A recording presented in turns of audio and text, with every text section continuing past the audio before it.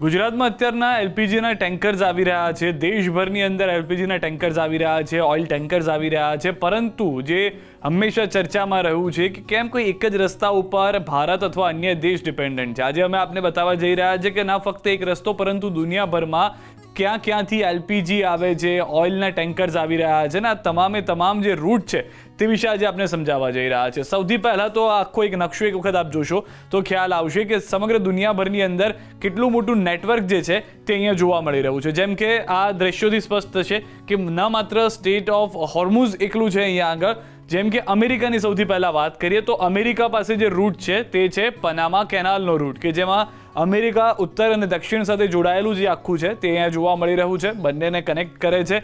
ન ફક્ત આ જે પનામા કેનાલ જે અમેરિકા પૂરતું સીમિત છે પરંતુ તે અલગ અલગ વિસ્તારમાં પણ ત્યાંથી પસાર થઈને જાય છે, જેનો એક રૂટ જે છે પનામા કેનાલનો એ રૂટ જાય છે કેપ ઓફ ગુડ હોપ, એટલે કે આ જે આફ્રિકાનો વિસ્તાર છે ત્યાં આગળ. ત્યારબાદ ત્યાંથી એ ભારત તરફ પણ જાય છે, એટલે કે એશિયા તરફ પણ જતો જોવા મળે છે, અને ત્યારબાદ ઓસ્ટ્રેલિયા છે કે ચીન છે, જાપાન છે ત્યાં આગળ જાય છે.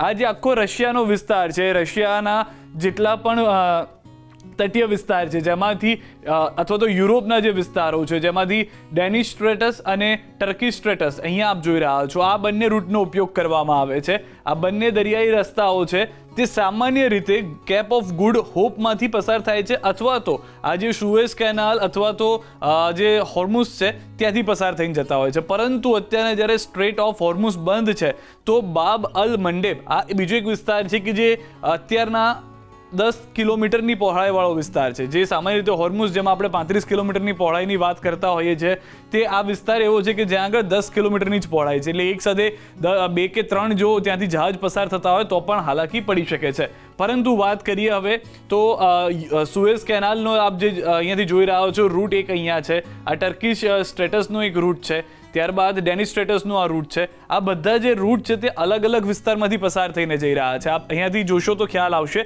કે અહીંયા જે એક શોર્ટકટ હતો જે અત્યારના બંધ થઈ જાય છે સ્ટેટ ઓફ હોર્મુઝનો, એ શોર્ટકટ બંધ થઈ જવાને કારણે પરિસ્થિતિ શું થાય છે કે દરેક લોકોને ટર્કી સ્ટ્રેટસ હોય, ડેનિશ સ્ટ્રેટસ હોય, સુએઝ કેનાલ હોય, આ બધાને કયો લાંબો રૂટ એવો પડી રહ્યો છે જે કેપ ઓફ ગુડ હોપ વાળો, એટલે કે આફ્રિકા થઈ અને ફરીને જવું પડી રહ્યું છે.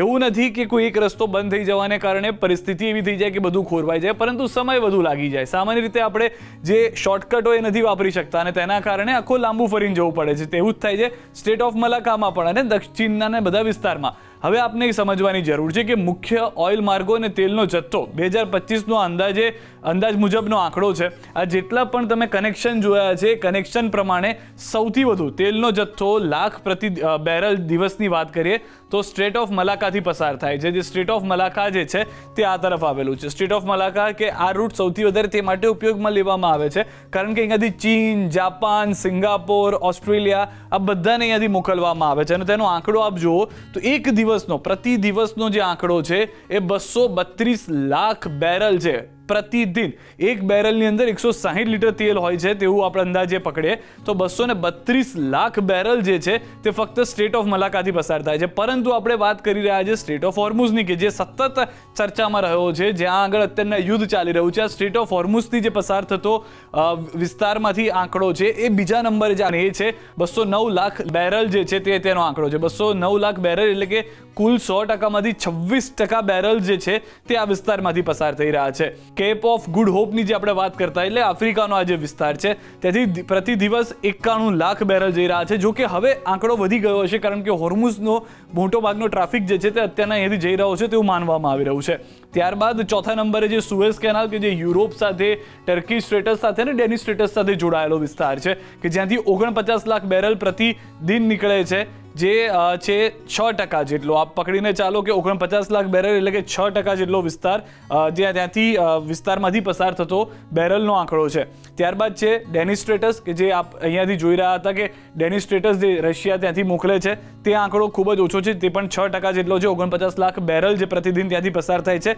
ત્યારબાદ છે બાબ અલ મંડેબ, જે આપણે વાત કરતા હતા કે જેમ સ્ટેટ ઓફ હોર્મુઝ છે કે જ્યાં આગળ યુએઈ, કતાર આસપાસના જે અરબ દેશો છે કે જે અત્યારના સ્ટેટ ઓફ હોર્મુઝના બદલે વાતો ચાલી રહી છે કે બાબ અલ મંડેબનો ઉપયોગ કરીને ત્યાંથી પસાર થાય, પરંતુ અહીંયા હુથીસની પણ ચિંતા છે, જેના કારણે તેનો આંકડો 5% છે. 100%માંથી 5%નો જ આંકડો છે. 42 લાખ બેરલ જે છે ત્યાંથી પસાર થઈ રહ્યા છે. ત્યારબાદ છે ટર્કી સ્ટેટસ, કે જે ખૂબ જ નાનો વિસ્તાર છે. અહીંયા પણ એટલું બધું તેલ અથવા તો ત્યાંથી પસાર થવાનો વિસ્તાર નથી. તેનો આંકડો જે છે તે આખા 100%માંથી 4%, એટલે કે 37 લાખ બેરલ પ્રતિદિન ત્યાંથી પસાર થઈ રહ્યા છે. અને ત્યારબાદ છે પનામા કેનાલ, કે જે ફક્ત 3% છે. આ જે પનામા કેનાલ છે, કે જે આપણે પકડીને ચાલીએ છીએ કે અમેરિકા પૂરતું સીમિત છે, ત્યાંથી 100%માંથી ફક્ત 3% થઈ રહ્યું છે. પરંતુ હવે મોટામાં મોટું એ સમજવાની વાત છે કે વિશ્વમાં કાચા તેલનું કુલ ઉત્પાદન જેટલું છે એ છે પ્રતિ દિવસ, એક દિવસમાં વિશ્વમાં સૌથી વધુ જો તેલ અત્યાર સુધીમાં જે આપણે અંદાજિત આંકડો પકડીને ચાલીએ છીએ તો 1044 લાખ બેરલ પ્રતિ દિવસ, 100% જે છે તે એક દિવસનું કુલ ઉત્પાદન છે. જેમાંથી દરિયાઈ માર્ગે કેટલું જાય છે, તો દરિયાઈ માર્ગે મોટા ભાગનું 76%, 1/3 ત્યાંથી પસાર થાય છે. એમાં જે દરિયાઈ માર્ગનો આંકડો છે એ 76%નો છે. 798 લાખ બેરલ પ્રતિ દિવસ જે ફક્ત દરિયાઈ માર્ગોમાંથી પસાર થાય છે. અલગ અલગ તેમાં માર્ગનો ઉપયોગ કરવામાં આવ્યો હોઈ શકે છે. ત્યારબાદ પાઇપલાઇન અથવા તો કોઈ અન્ય માર્ગ, એટલે કે બાય રોડ લઈને આવ્યા હોય, બાય એર લઈને આવ્યા હોય, અને સ્થાનિક વપરાશ, એટલે કે ત્યાંના લોકો વપરાશ કરતા હોય, એ છે 246 લાખ બેરલ પ્રતિ દિવસ. 24% જેટલો હિસ્સો તેમાં વપરાઈ જાય છે. એકથી વધુ સ્ટેટસમાંથી પસાર થનાર તેલના આંકડાનું ડબલિંગ થયું હોઈ શકે છે, જે અમે આપને જણાવ્યું કે કદાચ બની શકે કે કોઈ કેપ ઓફ ગુડમાંથી પણ પસાર થયું છે, ને ત્યારબાદ સ્ટેટ ઓફ મલાકામાંથી પણ પસાર થઈ રહ્યું છે, તો તેને 2 વખત ગણવામાં આવતો હોય છે. પરંતુ આપ સમજીને ચાલો કે એક દિવસની અંદર 1044 લાખ બેરલ જે છે તે પ્રતિ દિવસ જે તે ઉત્પાદન બાદ અલગ અલગ વિસ્તારનો ઉપયોગ કરીને લઈ જવામાં આવતો હોય છે. તકલીફ એ થઈ રહી છે કે ઉત્પાદન અથવા તો તેના જે આસપાસના વિસ્તારમાં જે યુદ્ધ ચાલી રહ્યું છે ત્યાં પૂરતી આ પરિસ્થિતિની અસર થઈ છે. પરંતુ ત્યારબાદ આપ પકડીને ચાલશો તો આપને ખ્યાલ આવશે આ જે આંકડો છે 1044 લાખ બેરલ પ્રતિ દિવસ અથવા 798 લાખ બેરલ પ્રતિ દિવસ જે ફક્ત દરિયાઈ માર્ગે આવે છે, યુદ્ધના કારણે આ આંકડા ઉપર ભારે અસર જોવા મળી રહી છે. હવે રૂટ જે છે તે બદલવા પડી રહ્યા છે.